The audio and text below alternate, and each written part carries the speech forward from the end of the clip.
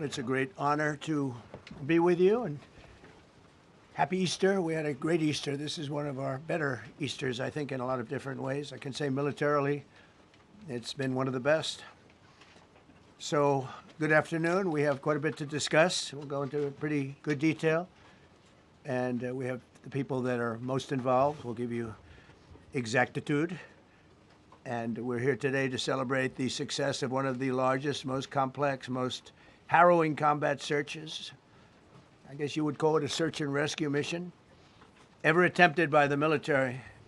Generally, when planes are knocked down in war, especially when you're fighting a strong group, an evil group, you can't really do this because you send in 200 men to pick up one, and it's something that's usually not attempted as much as you want to attempt.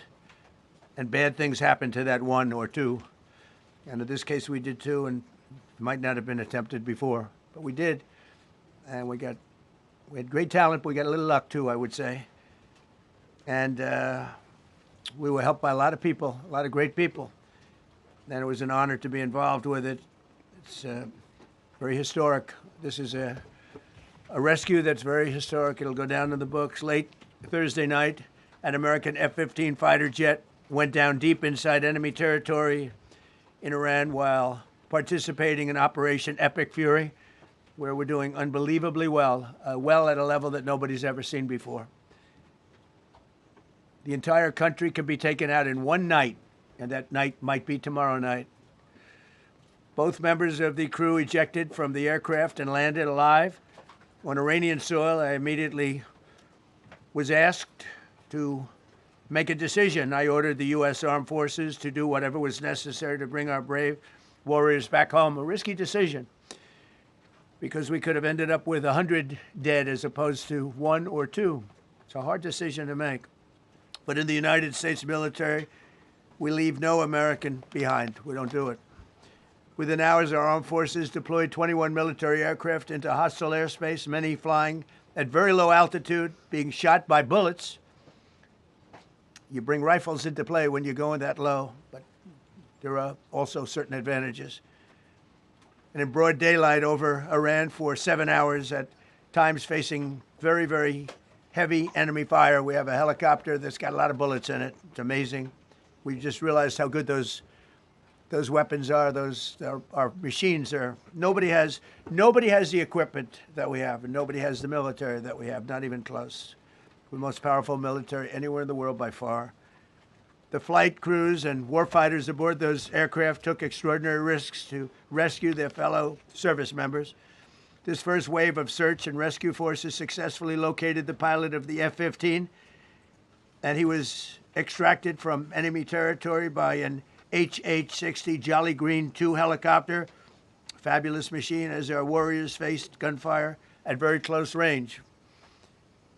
It's amazing that when you look at the machinery, what happened, that nobody was even injured. Meanwhile, the second crew member, a weapons system officer, highly respected colonel, had landed a significant distance away from the pilot. When you're going at those speeds, even if you go out 2 or 3 seconds later, it's miles and miles away because you're going fast. He was injured quite badly and stranded in an area teeming with terrorists from the Islamic Revolutionary Guard Corps rough group, as well as besieged militia and local authorities. Many, on top of everything else, they told the communities actually within side of Iran, the people of Iran, they were given a tremendous incentive to find this pilot. Despite the peril, the officer followed his training and climbed into the treacherous mountain terrain and started climbing toward a higher altitude, something they were trained to do in order to evade capture. They want to always go as far away from the site of the shoot down. You want to go as far away because they all head right to that site. You want to be as far away as you can. And he was injured, and he was an amazing, amazing thing. He scaled cliff faces, bleeding rather profusely, treated his own wounds, and contacted American forces to transmit his location. They have a very sophisticated beeper-type apparatus that is on them at all times. And when they go out on these missions, they make sure they have lots of battery space and they're in good shape. And this one worked really well, amazingly, saved his life. We immediately mobilized a massive operation to retrieve him from the mountain holdout. And he kept going higher and higher. The mountain kept getting rougher and rougher and really very, very hard to find. The second rescue mission involved 155 aircraft, including 4 bombers, 64 fighters, 48 refueling tankers, 13 rescue aircraft, and more. We were bringing them all over, and a lot of it was subterfuge. We wanted to have them think he was in a different location because they had a vast military force out there. Thousands of people were looking. So we wanted them to look in different areas, so we were scattered it all over like we were right on top of them. We had 7 different locations where they thought, and they were very confused. They said, well, wait a minute, they've got groups here, they've got groups there. It's an amazing thing. I was listening to these great people, these great generals. General Raisin Kane was amazing, and Pete Hegseth was amazing. But I listened to the whole thing. It was pretty amazing. So they had all these different sites where everybody thought he was located. We think we have him over there because they have 9 planes circling a little area that's 25 miles down the coast. So in a breathtaking show of skill and precision, lethality and force, America's military descended on the area, the real area, engaged the enemy, rescued the stranded officer, destroyed all threats, and exited Iranian territory while taking no casualties of any kind. The heroic F-15 weapons system officer had evaded capture on the ground in Iran for almost 48 hours. That's a long time when you're in tough shape and when you're bleeding. It's a long time. When we left, as you probably know, we had 2 large planes, pretty old planes that carried a lot. We needed a lot more equipment going in than coming out, obviously, because going in, we needed to be able to scale mountains. And we had a lot of equipment. But the sand was sandy, wet sand. So we thought there may be a problem taking off because of the weight of the plane. And then we also had all the men jumping back onto the planes. And they got pretty well bogged down. And we had a contingency plan, which was unbelievable, where lighter, faster aircraft came in, and they took them out. We blew up the old planes. We blew them up to smithereens because we had equipment on the planes that, frankly, we'd like to take, but I don't think it was worthwhile spending another 4 hours there taking it off. So we didn't want anybody to have. We have the best equipment anywhere in the world. We didn't want anybody examining our anti-aircraft and other equipment. So these were large planes that were old and pretty old, and we blew them up. And we had faster, lighter planes come in, and they were able to land on the sand. We needed the bigger planes because we had so much equipment that we needed. We took 3 helicopters over there, which were very strongly used and couldn't have lived without them. They performed unbelievably well. And if you'd see it, you wouldn't believe it. They came off the plane, and these guys had them, the rotors were off.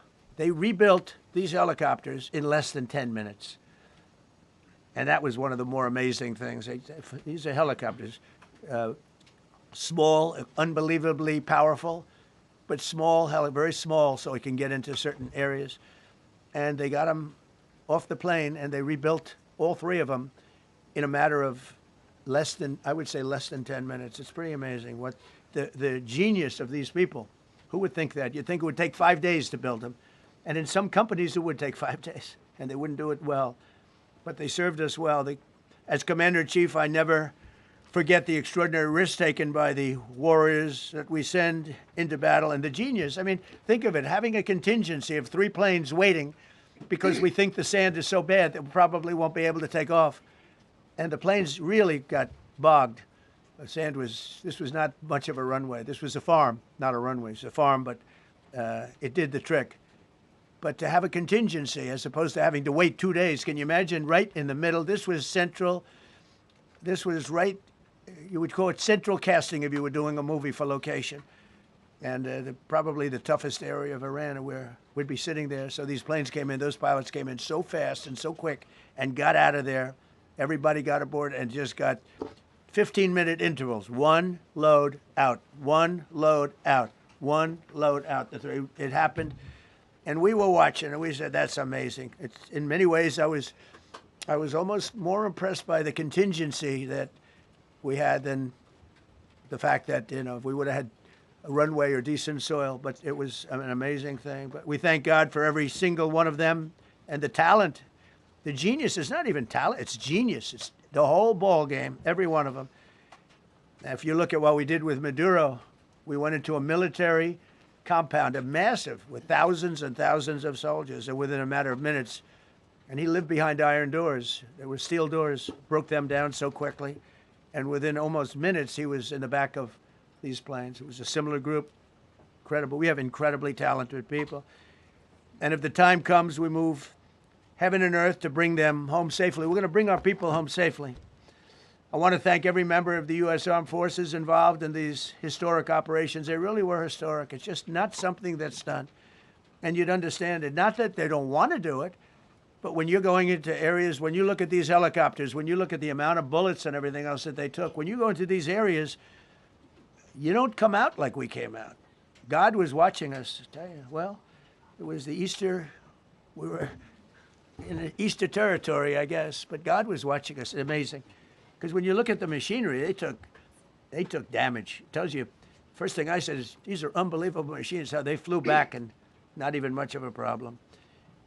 But these two extraordinary rescues, because it was two, and as you probably know, we didn't talk about the first one for an hour. Then somebody leaked something, which we'll hopefully find that leaker. We're looking very hard to find that leaker. And talked about there's somebody missing. They basically said that we have one and there's somebody missing. Well, they didn't know there was somebody missing until this leaker gave the information. So whoever it was, we think we'll be able to find it out because we're going to go to the media company that released it, and we're going to say, national security, give it up or go to jail. And we know who, and you know who we're talking about, because some things you can't do. Because when they did that, all of a sudden, the entire country of Iran knew that there was a pilot that was somewhere on their land that was fighting for his life. And it also made it much more difficult for the pilots and for the people going in to search for him. All of a sudden, they know that there's somebody out there. They see all these planes coming in. It became a much more difficult operation because a leaker leaked that we have one, we've rescued one, but there's another one out there that we're trying to get. So actually, the country, Iran, put out a major notice, you all saw it, offering a very big award for anybody that captures the pilot. So in addition to a hostile, very talented, very good, very evil military, we had millions of people trying to get an award. So when you add that to it, but we have to find that leaker because that's a sick person. Probably didn't realize the extent of how bad it was. I can't imagine that the person did, but we're going to find out. It's national security, and the person that did the story will go to jail if he doesn't say, and that doesn't last long, and I think everybody would understand it. They put this mission at great risk. They put that man at great risk, and they put the hundreds of people that went in looking for him, because everyone now knows that we're going in. Over the past 37 days, America's armed forces have carried out more than 10,000 combat flights over Iran, unheard of, striking more than 13,000 targets. The F-15 we lost last week was the first manned aircraft downed by the enemy in this entire operation with thousands and thousands of flights. They got lucky. It was a lucky hit. You know, eventually you get lucky. But we got lucky too because we got both of them back. But it's a record that is unparalleled in the history of military air operations. Nobody's ever seen anything like it. It's such an honor to be involved with it. We were up late at night, and then we were waiting for those contingent planes to come in, and we'd say, come on, let's go, get in, because they're waiting out on this farm without a runway, with wet, crummy soil, sand, mostly sand, wet sand, and it eats planes alive, and we're waiting, and we're saying, I hope that one can land and take off. And they came in like magic. Boom, boom, boom, one after another. It was like genius. I'm so impressed by that. Because we were a little concerned. We said, boy, if they don't get in and get up fast, we're sitting in them. And that's called Iran Prime, right, General? That's That's where the whole bet is. And here we are sitting there waiting for a plane, but they came in so fast and so hard, and these guys knew exactly what to do. Let's go, come on, get in, let's go, Pwah. They came one right after another, not at the same time. They don't want to come at the same time. They had to come right after each other. They didn't have any room. There was barely any room to land. Tiny little patch of very wet earth and sand. So I'm so proud of the people that I have standing up here with me and many others that worked. I mean, so many. Steve Witkoff's over here. He's doing fantastically. Jared Kushner. But the people that are here, the job they did is amazing. And I think I'm going to introduce the head of the CIA, and he is a man he's central casting, okay? If we cast a movie, he's going to play the head of the CIA. He's one of the few. John Ratcliffe, he did a phenomenal job that night. He did something that I don't know if you want to talk about it. If you want, you can. I'm not sure you're supposed to. I'm not going to talk about it. But the CIA was very responsible for finding this little speck. It's like they used an expression on one of the shows. A general was talking about, it's like finding a needle in a haystack, finding this pilot. And the CIA was unbelievable. And you may, if you can, you'll talk, it might be classified, in which case I'd have to put him in jail if he talks about it. And I don't want to put him in jail. He doesn't deserve that. So, John, do you want to say a few words? Thank you. Thank you, Mr. President. It's a privilege to be here with you today to share what we can about this exceptional mission and to recognize the ingenuity and bravery of those who executed it, as well as the leadership and resolve of the President who ordered it. One thing that has been clear to me in this role is that the flawless military operations that the Department of War is known for are hostage to flawless intelligence. We saw that in the skies over Iran in Operation Midnight Hammer last summer. We witnessed it in Venezuela during Operation Absolute Resolve. We've seen it against the cartels in the Western Hemisphere, and we're seeing it every day in Operation Epic Fury, including this mission to rescue an aviator buried deep behind enemy lines. Because it is the unique tradition of the U.S. Armed Forces that we leave no man or woman behind, this was a no-fail mission. That was the spirit in which the President put us to work, and we were determined not to let him down or our airmen down. As an agency, the CIA possesses unique capabilities that only the President can deploy. Some of these capabilities fall under covert action authorities. And because covert means exactly that, I'm not going to be able to tell you everything that you want to know. At the President's direction, we deployed both human assets and exquisite technologies that no other intelligence service in the world possesses to a daunting challenge, comparable to hunting for a single grain of sand in the middle of a desert. This was also a race against the clock, as it was critical that we locate the downed aviator as quickly as possible, while at the same time keeping our enemies misdirected. For that reason, in addition to the human and technical assets deployed by the President to find our airmen, CIA executed a deception campaign to confuse the Iranians who were desperately hunting for our airmen. On Saturday morning, we achieved our primary objective by finding and providing confirmation that one of America's best and bravest was alive and concealed in a mountain crevice, still invisible to the enemy, but not to the CIA. That confirmation was relayed by Secretary Hegseth to the President, and the operation quickly moved to the execution phase. Following the successful exfiltration on Saturday night, our intelligence reflects that the Iranians were embarrassed and ultimately humiliated by the success of this audacious rescue mission. When the President asked me to lead the CIA, he made it clear, get back to basics, no politics, no agendas, tackle the hardest problems, and execute the toughest missions. This President is about results, and now that's what his CIA is about too. The professionals at the agency and at the Department of War deserve immense credit for their flawless execution during this daring mission. Their skill, creativity, and courage are unmatched on the battlefield wherever they step. But none of that matters, and all of that is wasted without a President with the political courage to put them into action. Mr. President, I've had the privilege of seeing you act with political courage in the best interest of the United States up close on a daily basis, and I'm grateful that this successful mission has given the American people a window into that as well. The Secretary and Chairman will tell you that our service members' confidence is boosted by a Commander-in-Chief who has their back the same way they have yours. And I know that the confidence of CIA's officers is boosted by the knowledge that their work is informing a president who's not afraid to make the hardest decisions when the stakes are highest. And to the American people, your confidence should be boosted by knowing that the security of the nation is in the hands of a president who's willing to take on problems that have confounded both sides of the political aisle for nearly half a century.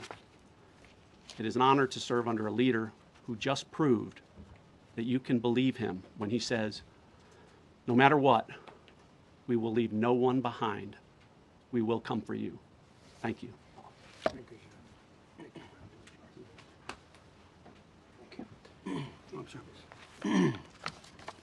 Well, John, thank you for the collaboration with the CIA as well. Incredible and ongoing partnership.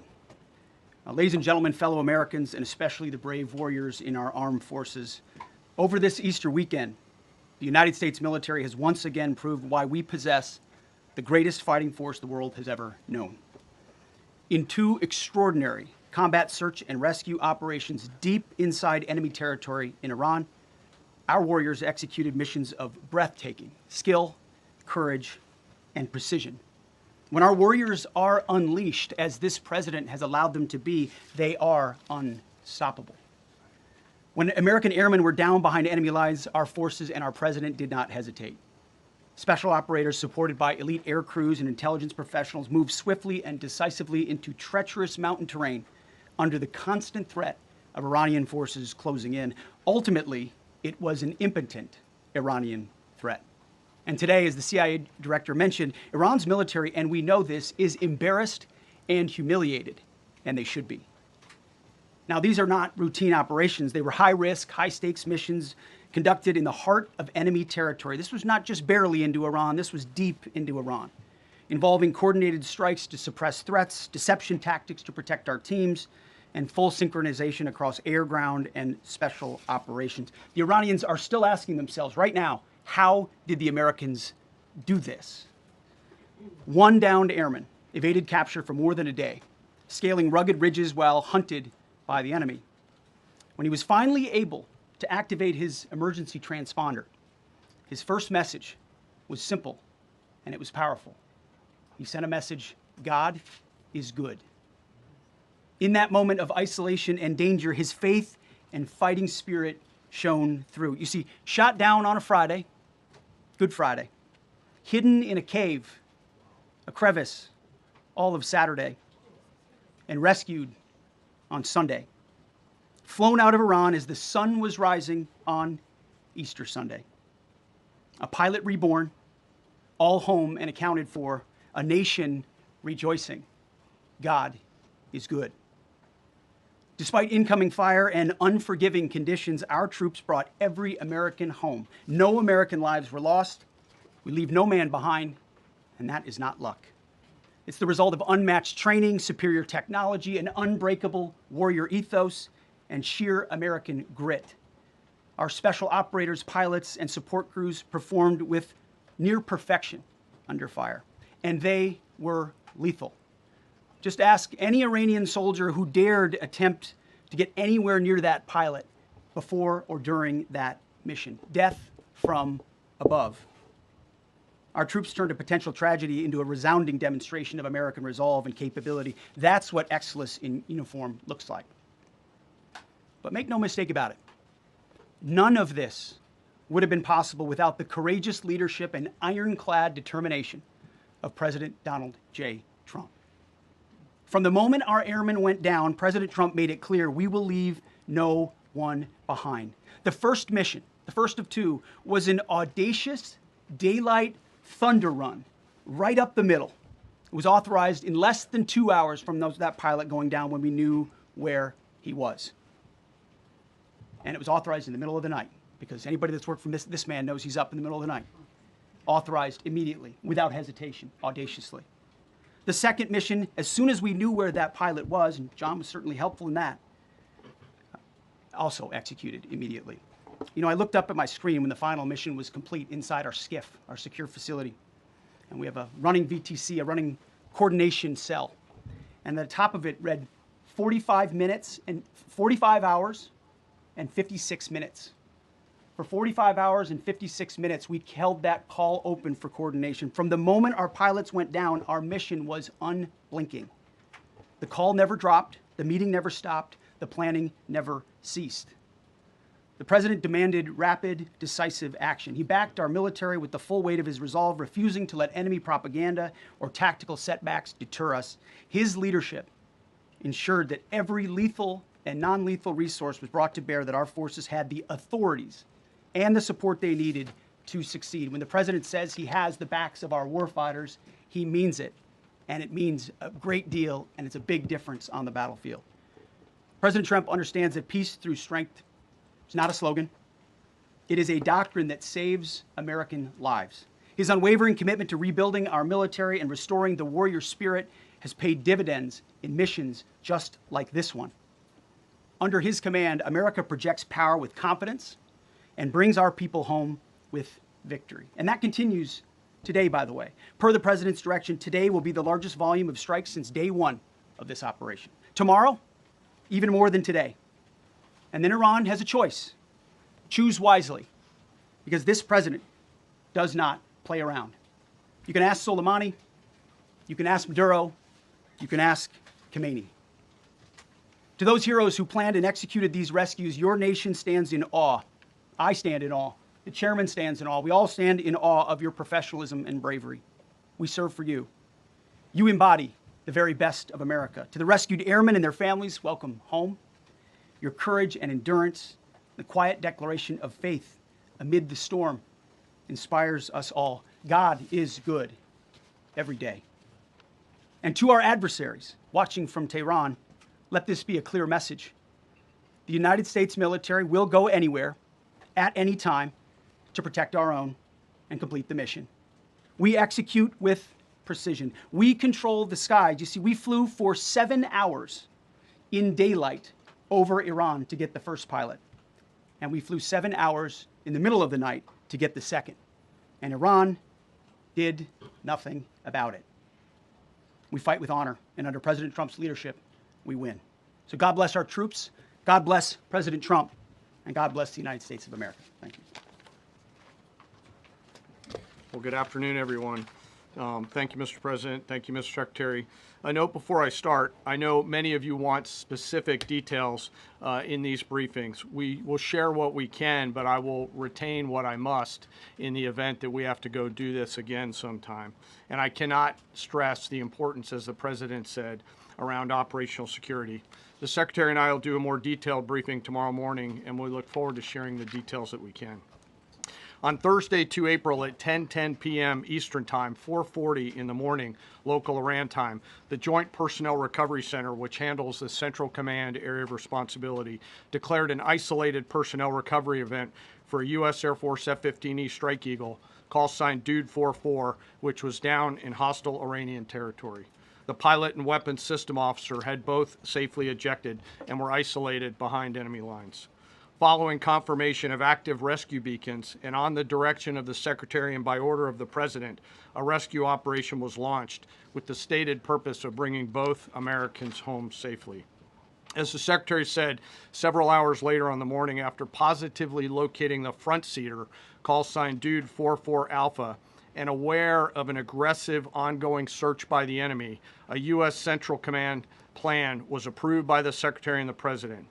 Shortly thereafter, a U.S. Air Force Combat Search and Rescue Task Force, comprised of A-10 Warthogs in their Sandy role, and I'll describe what that is in a minute, HC-130 Combat King IIs, HH-60 Jolly Green II helicopters, and Air Force Special Warfare Airmen, a package comprised of combat rescue officers and pararescueman operators, audaciously penetrated enemy territory in broad daylight to find, fix, and recover Dude 44 Alpha from behind enemy lines. This was an incredibly dangerous mission, an incredibly dangerous undertaking, but a filled promise made to every American warfighter that you will not be left behind. We will always come find you, and we will always bring you home. Over the next hours, the search and rescue task force crossed the beach, entered into Iranian airspace, protected by a fighter strike package, and moved into the objective area, all under fire. En route, as some of you have seen on social media, the helicopters took gas off the C-130s and pressed onward and forward up into the objective area. While this was ongoing and out in front of them, the Sandy flight of A-10s and other remotely piloted aircraft, drones, and other tactical aircraft were violently suppressing and engaging the enemy in a close-in gunfight to keep them away from the front seater and allow the pickup force to get into the objective area. During this engagement, one of the Sandy aircraft, the one primarily responsible for communicating with the downed pilot, was hit by enemy fire. This pilot continued to fight, continued the mission, and then upon exit, flew his aircraft into another country and determined that the airplane was not landable. This was one of our A-10 Sandy aircraft. The pilot then made the decision to eject over friendly territory and was quickly and safely recovered and is doing fine. After picking up Dude 44 Alpha, the HH-60 Jolly Green fight was engaged by every single person in Iran who had a small arms weapon. And one of the aircraft, the trailing aircraft, took several hits. The crew sustained minor injury, and they are going to be fine. A note for those of you that do not know what a Sandy does. Named after the flight call sign that did this very mission in Vietnam, flying A-1 Sky Raiders and A-7 Corsairs, a Sandy has one mission: get to the survivor, bring the rescue force forward, and put themselves between that survivor on the ground and the enemy. They are committed to this. This is what they live for, and this is what they've trained for over many, many years. The A-10 force and the rescue force did a fantastic job rescuing Dude 44 Alpha. He was recovered Friday afternoon.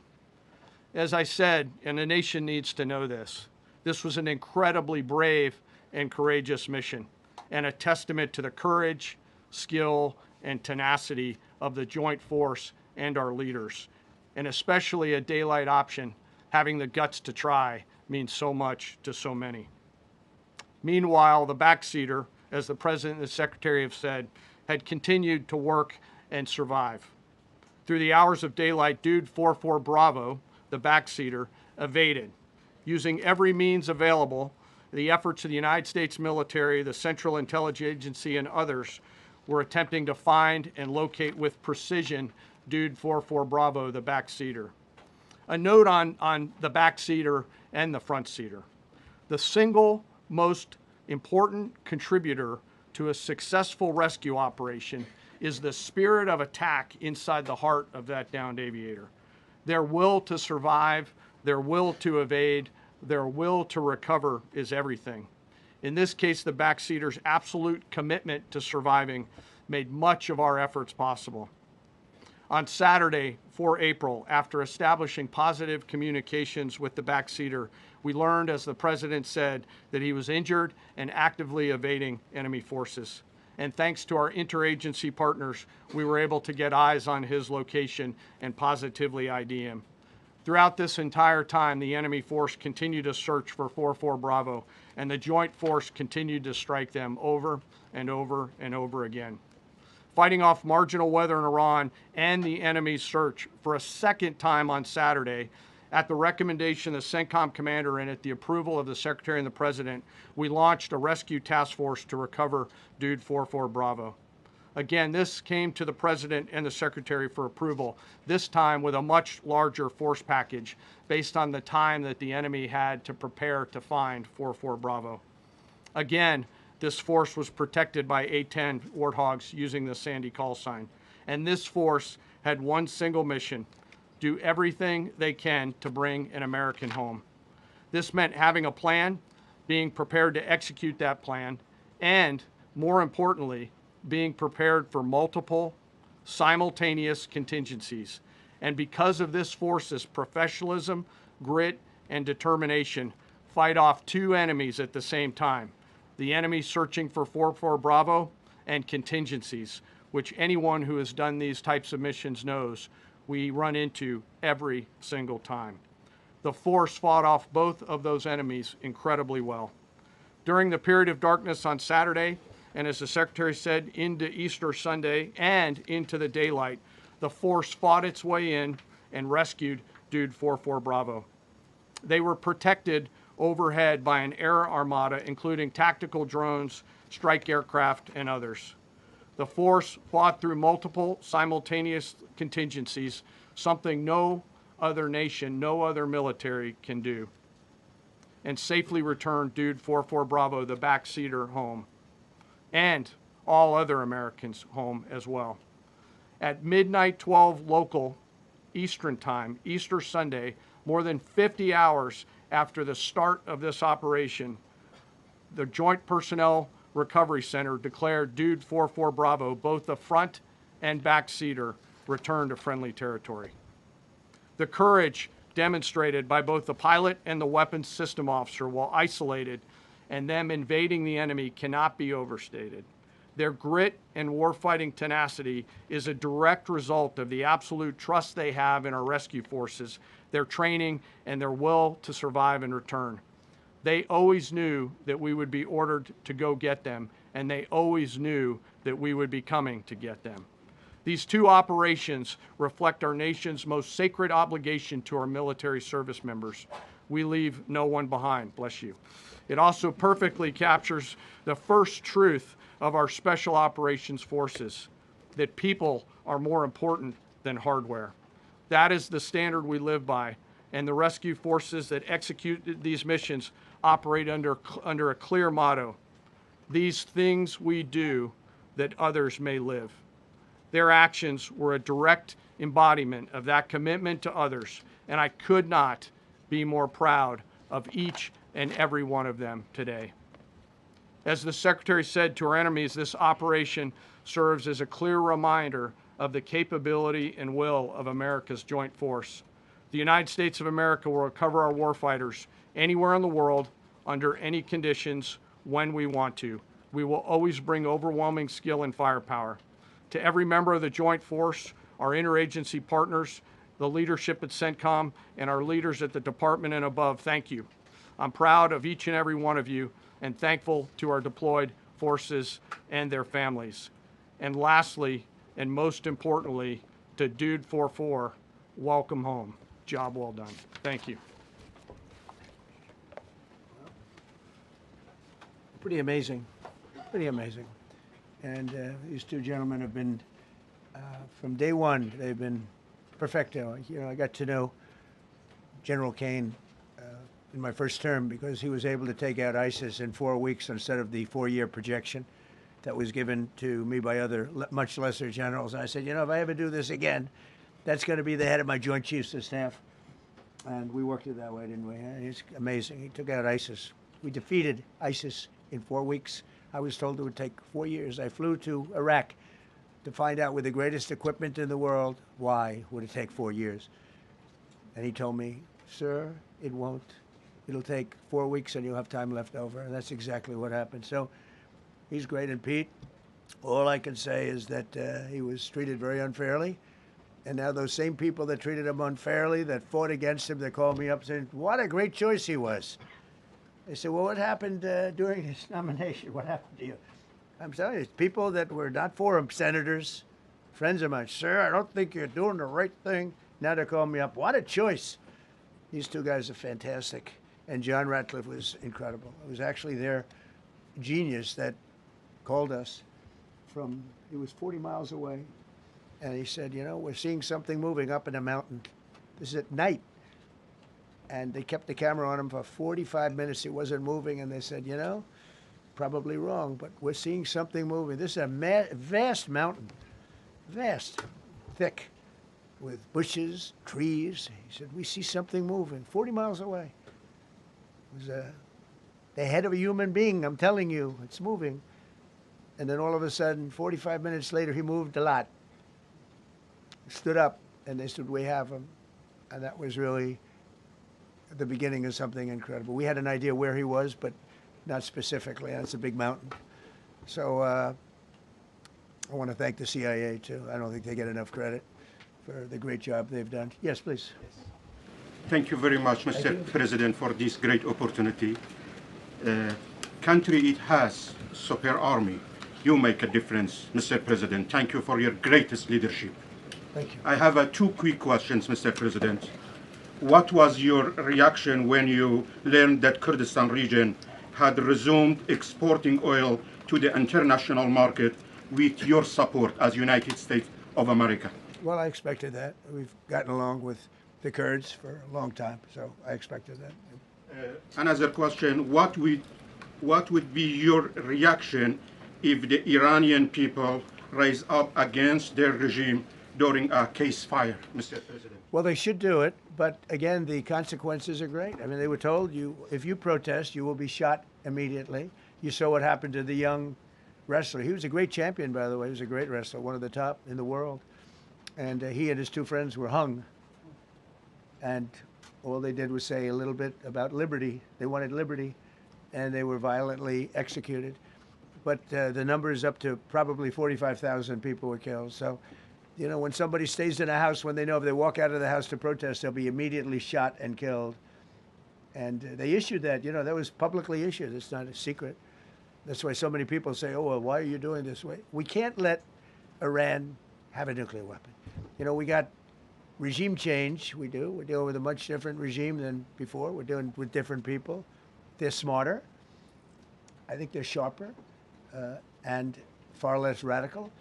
We have regime change, but we didn't do this for regime change. We did it for the fact, and my view was very simple. I saw somebody said, oh, he doesn't have a plan. I have the best plan of all, but I'm not going to tell you what my plan is. You know, they want me to say, here's my plan. We're going to attack at 9:47 in the morning, and then we're going to do this, and then we're going to...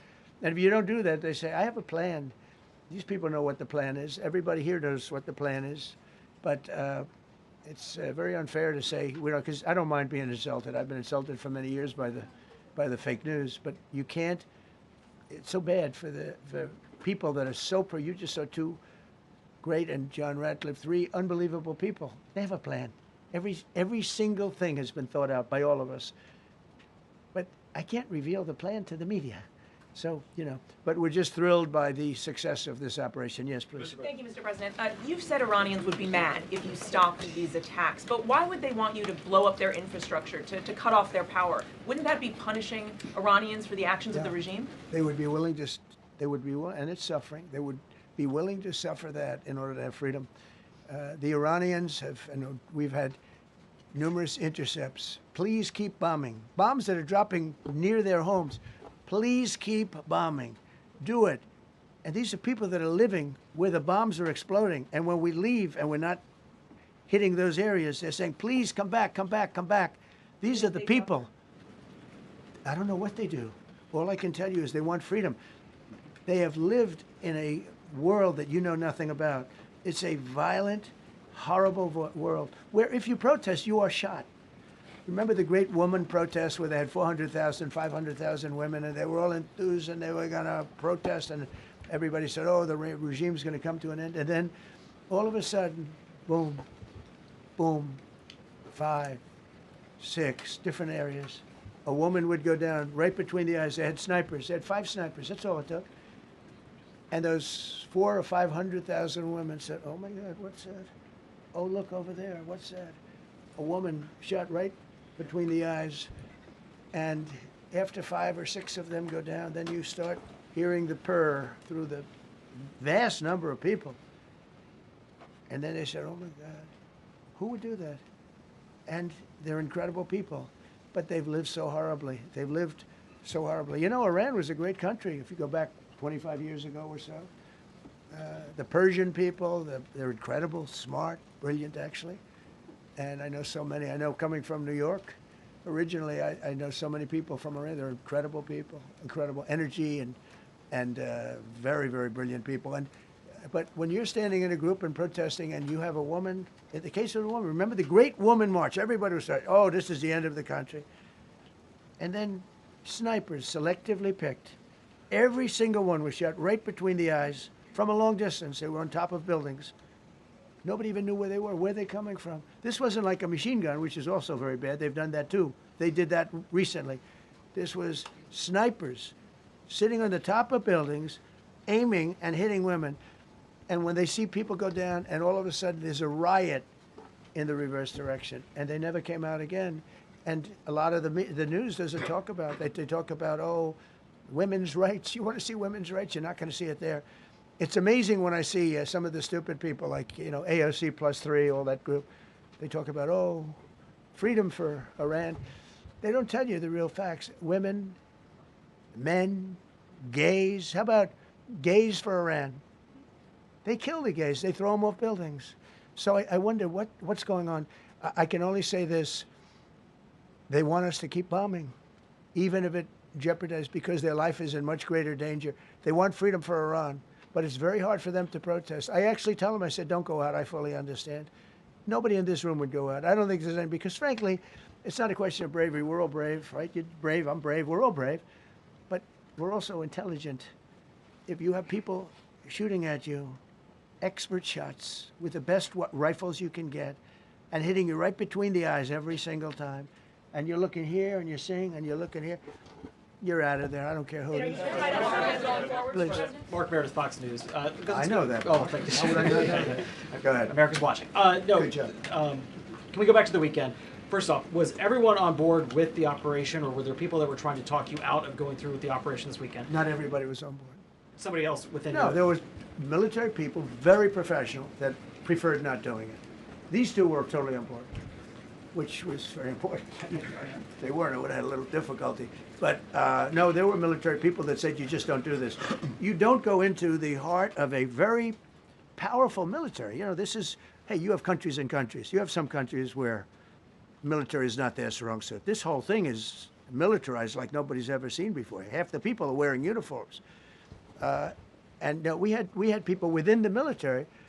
Usually it's not done. That's one of the reasons. I was surprised. Somebody said it's the only time it's ever been done. I said, that's not possible. But it is possible, because you're going into hundreds of thousands of soldiers along the path. I mean, look at some of the helicopters, how they got hit. So, yeah, there were people within the military that said it's a wise. And don't forget, how many men did you send altogether, approximately, for the operation? I'd love to keep that a secret. Okay, well,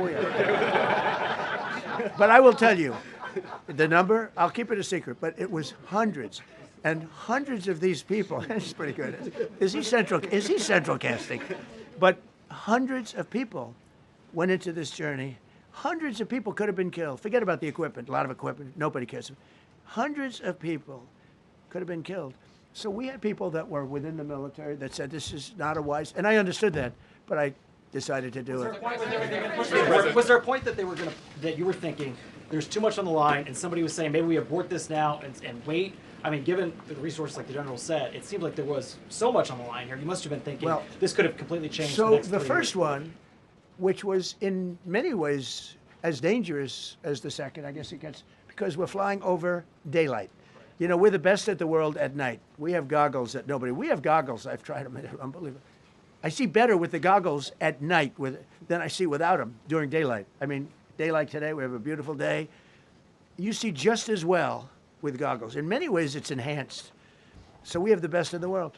So it's much safer for us to do it at night, whereas other people, no other country has that capability. They don't have that particular piece of equipment like we do. But when I was told, flying and in daylight, I think we flew 7 hours over Iran, and that's a long time, over unbelievably hostile territory where they have nothing but weapons. We took out their anti-aircraft, which is great. We took out their radar, which is great. We took out a lot, but they still have, what hit this one was a handheld shoulder missile, heat-seeking missile. So it's not like, they're totally whatever. And they have probably a little luck, because you got to get lucky. But they shot it, and it got sucked in right by the engine. But these guys were out of there. They were great. Their timing was great. But no, I was told that this is a very dangerous mission. I understand. They didn't say it's a foolish mission. They said, we're going to be sacrificing hundreds of people do this. This is, you have tankers that are flying over this area so that the flight was so long they had to refuel. It's a very dangerous mission. I just felt it was worth it. If you would have told me that we would have been successful, gotten both, and nobody was even essentially injured, I would have said that would be impossible. Yeah, please. Mr. President, thank you very much. Thank you, sir. We'll come back to you. Okay, thank you. Given that you are now dealing, you say, with a more reasonable, less extreme leadership in Iran, what does that mean for the protesters, for the human rights movement in that country after this conflict? Well, I What's think your positive. expectation? Yeah, if they assume control, if we do something and they assume control, I think it's very positive, a big step. I don't think you'd see the radicalization that you have seen in the last. Look what happened. I mean, women are being executed because they're not properly clothed, they say. They're not properly clothed, and they execute the women. They shoot them right on the street. No, you have a much different group of people. Now, I'm not saying we are dealing with them. Essentially, they have till 8 o'clock tomorrow night, Eastern time. But we are dealing with them. I think it's going well. Mr. Witkoff is here, and JD's involved in the dealing. Mr. Witkoff is sitting right here, and I think it's going fine, but we'll have to see. You have to understand, we've been dealing with these people for 47 years. I'm standing here with a much more powerful Iran as of a month ago, not anymore. Right now, they are decapitated. But I'm standing here a month ago with a much more powerful Iran than it was at any point during 47 years. This should have been handled by 7 presidents, a lot of presidents. And those presidents are saying now, every one of them to their friends, we should have done this a long time ago. So it's not something I like doing. It's very dangerous, and we're getting them at the height of their strength.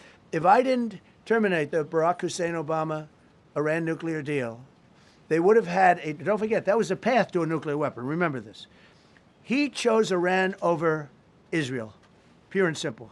How Israel can vote for a Democrat is, if you're Jewish in New York City or any place else in this country, and how you can vote for a Democrat is unbelievable, because he chose Iran, a very hostile Iran. Remember when he filled up a 757 with cash, billions of dollars of cash, and he sent it over to them. Then they gave them tens of billions of dollars. He chose Iran over Israel, and really the Arab world, if you look, because, you know, the other, Saudi Arabia, Qatar, UAE, I mean, you take a look. I mean, I can add Kuwait, and I can add Bahrain, and you can add others. He chose such an unlikely candidate. Nobody could believe it. Frankly, if you're going to choose between Iraq and Iran, he should have befriended Iraq. He went in the exact opposite direction of all thinking, and he made a terrible mistake. But that was a road to a nuclear weapon. And when I terminated that, everyone said, oh, he terminated it. It was one of the best things we ever did, because he had a road to a nuclear weapon. And it was a very short-term deal. You know, countries don't do 10-year deals. Countries do hundreds of years. You don't do a 10-year deal. For a country, you need, this isn't, you're a landlord, you're renting a store on a certain street, and you give somebody a 5-year or 10-year lease. This is a country. It was a short-term deal. It was ready to expire. I terminated it before it expired. Took a lot of heat, and it was one of the best things I ever did, because he would have had a nuclear weapon. Then he would have had another nuclear weapon, had those beautiful B-2 bombers not gone in 8 months ago, and obliterated that site. And by the way, the word is obliteration. CNN said, well, maybe it wasn't complete. It was so complete that they still haven't been able to get it. It was obliteration. But if we didn't hit them, that was a courageous decision too, because we had all those planes flying in at night with very little cover, unbelievable stealth planes, and they were able to do their job. If we didn't do that, Iran would have had a nuclear weapon at a high level, either one of those two instances. And if they did, in my opinion, I told this to Bibi Netanyahu yesterday, Israel would have been extinguished. Large portions of the Middle East would have been extinguished, whether it's Saudi Arabia, Qatar, UAE, or others. And you saw that with thousands of missiles raining down upon them. They didn't think they were going to be hit. They thought they'd be watching us fight. And all of a sudden, UAE got hit by 1,500 missiles. He would have taken them out also. And they were powerful. If I didn't come along and terminate the Obama deal, which was terrible, the Iran nuclear deal was a road to a nuclear weapon, a big one, unlimited, legally. I terminated it without even much thought. It was so easy. I terminated that, and then the B-2 bombers. And I did one other thing. I had killed Qasem Soleimani, who was an evil genius, And the reason I did it, I heard he was going to knock out 5 of our military bases. And had he lived, I believe we would be fighting perhaps a different Iran right now, because he's never been replaced, you know. And I did one other, but this one was not picked up. Osama bin Laden. If you read my book, I said you got to take him out 1 year before the World Trade Center came down. So I wish you'd read the book. But you, as a president, to be a good president, I believe you have to have good instincts. And a lot of this is instinct. Yeah, please. Thank you so much for taking my question, Mr. President. Mr. President, last week you suggested that Europe should take the lead on reopening the Strait of Hormuz. Has circumstances changed now that you're issuing a direct 48-hour ultimatum? And secondly, would a new ceasefire include Israel, or would it just be between Iran and the US? I can't talk about ceasefire, but I can tell you that we have a active, willing participant on the other side. They would like to be able to make a deal. I can't say any more than that. Mr. President, you've listed the goals. Excuse me. Please, go ahead. You've listed the goals. Who are you with? Who are you with? My name is Diakurda. I'm with the largest Kurdish media outlet, Huda Media Network. It's based in Iran. Go ahead. Mr. President, you said before that you don't want the Kurdish forces to enter Iran and be harmed. Do you still want them to stay away? Or what role do you expect them to play now? I'd rather have them stay away. And then, I'd rather have them stay away because I think they bring with them some problems and some difficulties. And I don't think they bring death, I mean, you know, to themselves. But I'd rather have them stay away. Go ahead. Thank you, Mr. President, for the question. Deliberate attacks on civilian infrastructure violate the Geneva Conventions and international law. Who are you with? I'm with the New York Times. Zolan from the New York Times. Are you failing? Are you concerned? Circulation way down at the New York Times. Are What's you going concerned on that your threat to bomb power plants and bridges amount to war No, crimes? not at all. No, I'm not. I hope I don't have to do it. But again, I just said 47 years they've been negotiating with these people. They're great negotiators, and because they're not going to have a nuclear weapon. And if somebody that takes my place someday is weak and ineffective, which possibly that will happen because we had numerous presidents that were weak, ineffective, and afraid of Iran, we're never going to let Iran have a nuclear weapon. And if you think it's okay for people that are sick of mind, that are tough, smart, and sick, really sick, you know, from a policy standpoint, from a any which way you want to say, mentally, these are disturbed people. If you think I'm going to allow them, and powerful and rich, to have a nuclear weapon, you can tell your friends at the New York Times, not going to happen. It means violating international law. Quiet. You no longer have credibility at the New York Times. Because the New York Times said, oh, Trump won't win the election, and I won in a landslide. I won every swing state. New York Times said, oh, Trump won't win the election. New York Times has no credibility. The credibility they have is it used to be all the news that's fit to print. The old gray lady, it was great, but they're running on past fumes, and you can't keep doing that. You have to be able to give the correct news. And people like you, who I know, are fake. You're fake. Go ahead, please. Your messaging on the war has moved from the war is coming to an end to war going to be bombing Iran to the Stone Ages. Right. And we've heard a range of those kind of messages. So which is it? Are you winding this down or are you escalating it? I can't tell you. I don't know. I can't tell you. Depends what they do. This is a critical period. They have a period of, well, till tomorrow at 8 o'clock. I gave them an extension. They asked for an extension of 7 days, right? I said, Steve, give them 10 days. 10 days is up actually today, so I gave them 11, I guess, indirectly. I thought it was inappropriate the day after Easter. I want to be a nice person. They have till tomorrow. Now, we'll see what happens. I can tell you they're negotiating, we think, in good faith. We're going to find out. We're getting the help of some incredible countries that want this to be ended because it affects them also. A lot of people are affected by this. But we're giving them till tomorrow, 8 o'clock Eastern time. And after that, they're going to have no bridges. They're going to have no power plants. Stone Ages, yeah. Stone Ages. CNN fake news. Are you willing to make a deal that does not include reopening the Strait of Hormuz, or is that now a top priority? I would say it's a very big priority because See, that's one thing that's a little different than other things. We can bomb the hell out of them. We can knock them out for a loop.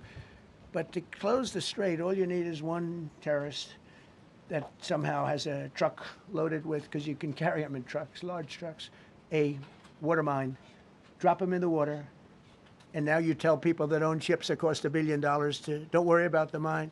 You can do that even just by saying we put mines in the water. So it's not like the rest. We can knock out their military. We already have. We've knocked out their Navy.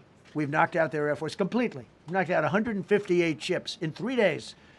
We've knocked out even their mine droppers. They don't have any mine droppers anymore, but they put them on other boats, and they could drop them. I'm not even sure they have any mines there, by the way. I'm not sure. I'm personally, they say there might be 8. I don't know. I think there might be none, because they're very good bullshit artists. That's why for 47 years they've been bullshitting other presidents, and they haven't done the job. And people are living in hell. You live in that country, they're living in hell. No, I think that 47 years of this stuff is long enough. They're at the weakest point they've ever been. They have no Navy, they have no Air Force, they have no anti-aircraft weaponry, they have no radar, they have no communication. In fact, the biggest problem we have in our negotiation is that they can't communicate. I said to Steve, what are they saying? Sir, they can't communicate. They have no method of communication. So we're communicating like they used to communicate 2,000 years ago with children, bringing a note back and forth. They have no communication. But all I want to see is I want to have a safe world, and you're not going to have a safe world. Israel will be gone. The Middle East will be gone. And then they're coming for Europe. And I have to tell you, I'm very disappointed in NATO. Very. I think that NATO, I think it's a mark on NATO that will never disappear. Never disappear in my mind. You know, they're coming to see me on Wednesday. They're going to say, oh, we'll do this, we'll do that. Now they all of a sudden want to send things, you know. But they said it loud and clear at the beginning. When I spoke to UK of all, I would have said they would have been the first, because they're the oldest.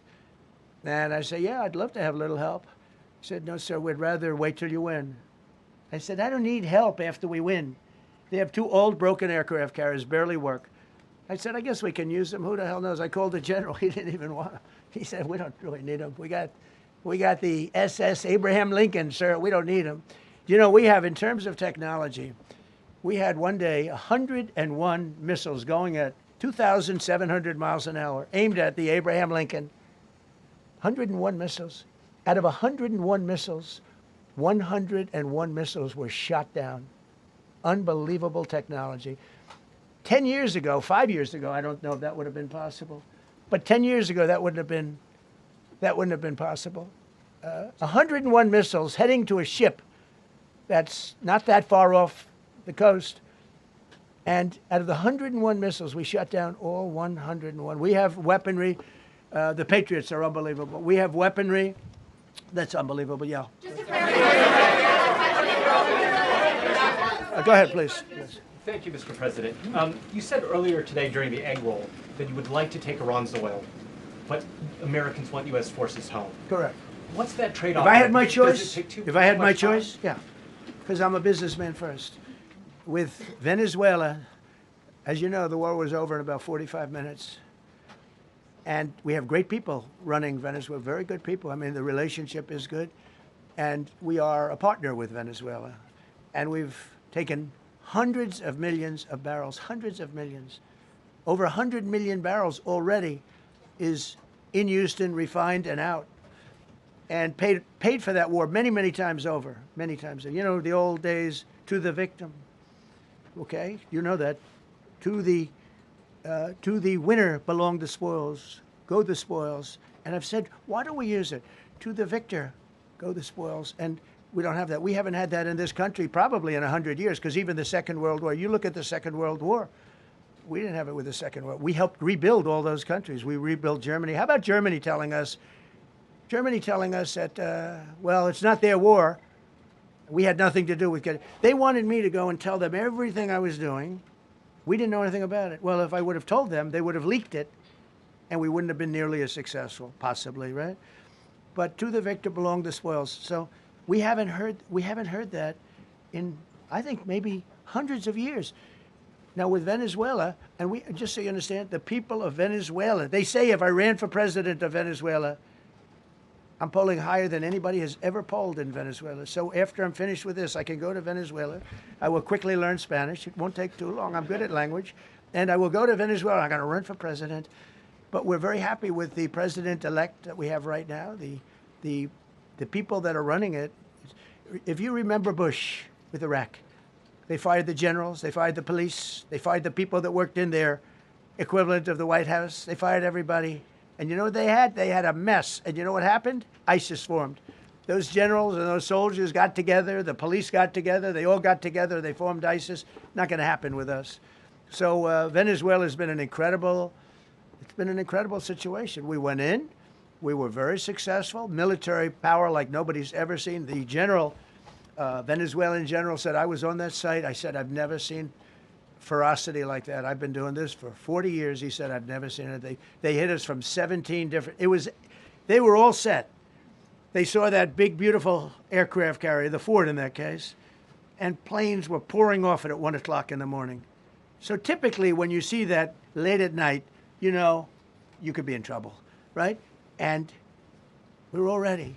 They had their equipment. It was Russian, and they had Chinese equipment. It was all set. They were going to give us a fight. He said, and then they came, and they came at speeds like we've never seen. And they came at 17 different angles. The general and his people, that was a lot of angles.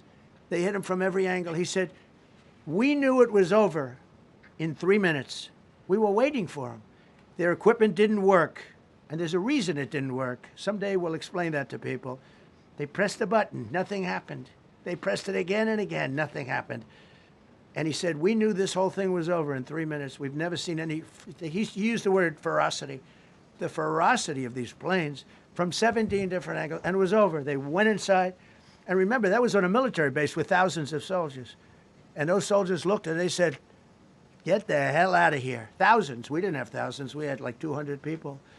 So we have a great military. And I'll tell you what, somehow this rescue captured the world's attention, more so than normally. You're talking about 2 people. But this rescue captured the world's attention. But we did it in Venezuela. That was amazing. And now we have a very bad man in prison and going to trial. I mean, he released, aside from the drugs, which he was terrible, Maduro released hundreds of thousands of people from jails into our country. Drug dealers, murderers, the worst people in the world were released into our country because we had a stupid president who probably didn't know, and we had a border czar who never went to the border and never once called our great Border Patrol agents, right? Not once, Kamala. She never called the Border Patrol. She never said, how we doing? I used to call the Border Patrol guys every day. You can ask them, Paul, ask any one of them. Brandon, ask them all the time. How are we doing? How are we doing? And we now, I'm proud to say, have a totally sealed border. 9 months, nobody is coming through our border. And nobody even tries because they know they're not going to get through. So we don't have caravans anymore. Right. So maybe 1 or 2 more and we'll be done. Mr. President, are you allowed to, or are you willing to end this conflict with Iran charging tolls for passage through the strait? Us charging tolls? Iran. What about us charging tolls? Is that something you're considering? I'd rather do that than let them have them, right? Why shouldn't we? We're the winner. We won, okay? They are militarily defeated. The only thing they have is the psychology of, oh, we're going to drop a couple of mines in the water, all right? No, we have a concept where we'll charge tolls, okay? I thought you meant us. Your question would have been more accurate if you said us. Go ahead. Thank you very much. So just to clarify, in order for Iran to successfully meet your deadline tomorrow, do they have to make a deal, open the strait, or both? We have to have a deal that's acceptable to me. And part of that deal is going to be, we want free traffic of oil and everything else. Mr. President, thank you very much. You've said glory be to God in this conflict. Do you believe that God supports the United States' actions in this war? I do, because God is good, because God is good, and God wants to see people taken care of. God doesn't like what's happening. I don't like what's happening. Everyone says, I enjoy it. I don't enjoy this. I don't enjoy it. These 2 guys don't enjoy it. You know, people say, oh boy, they're so tough. I don't like seeing people killed. I've ended 8 wars. Nobody's ever done it. The person who won the Nobel Prize came to me and said, you deserve the Nobel Prize. She announced that. When they announced, they said, goes to Maria. She's a great person, really a good person. She said, no, no, no. This is ridiculous. They gave me the Nobel Prize. President Trump ended 8 wars. I could go over every one of them, including India and Pakistan, where the Prime Minister of Pakistan said President Trump saved from 30 to 50 million lives. That makes me much happier than what we're doing right now. That makes me much happier. We have one more to end, by the way. Okay. President, you called yesterday in your Truth Social, you called the Iranians crazy bastards. True.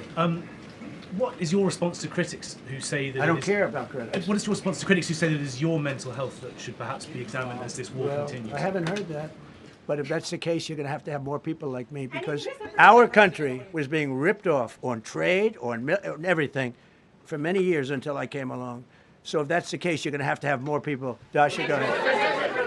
You said that very little is off limits in Iran as far as targeting, Yeah. including power plants, bridges, you've mentioned those. Very little is off limits. Are there certain kinds of civilian targets, though? I'm thinking schools I don't want or to tell you hospitals that. you I don't want would to say tell is you off- that. We have a plan, because of the power of our military, where every bridge in Iran will be decimated by 12 o'clock tomorrow night, where every power plant in Iran will be out of business, burning, exploding, and never to be used again. I mean, complete demolition by 12 o'clock.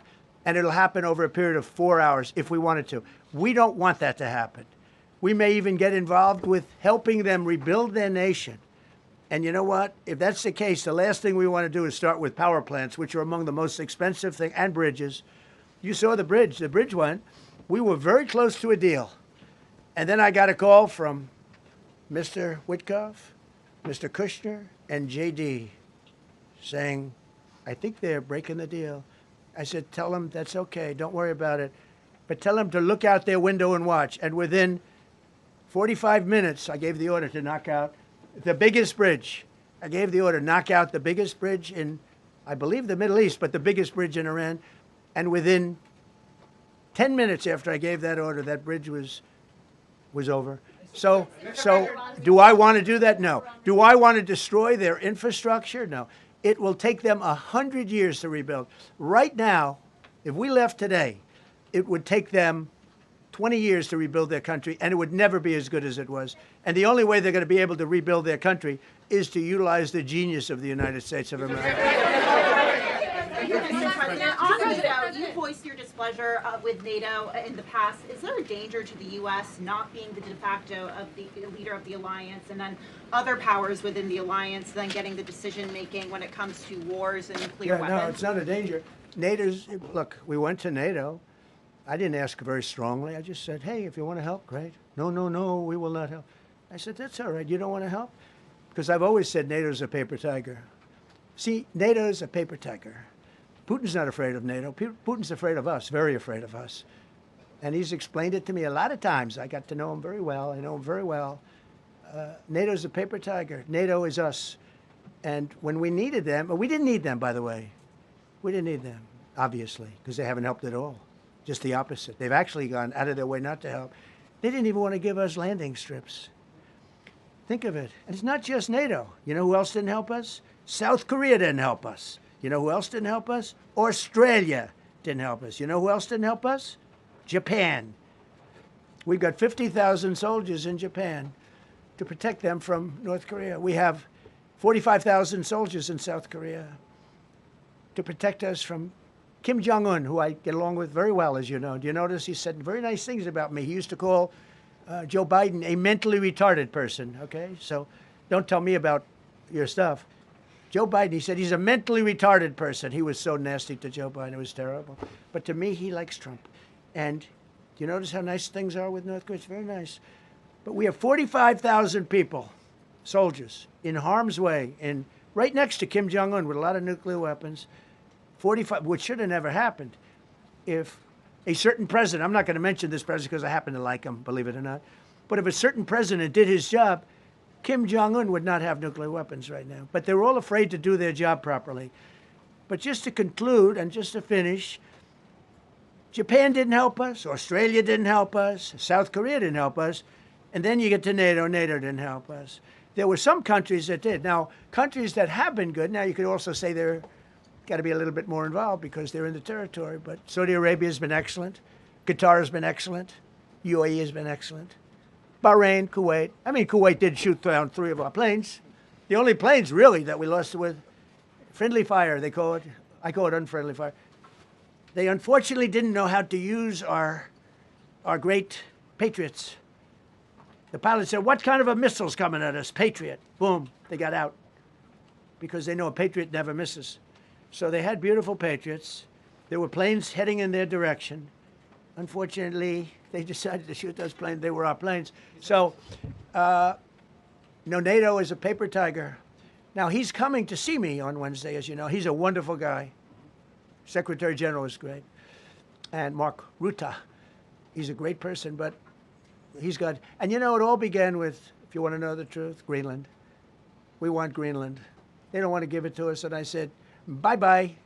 Okay, thank you very much, everybody. Thank you. Thank you.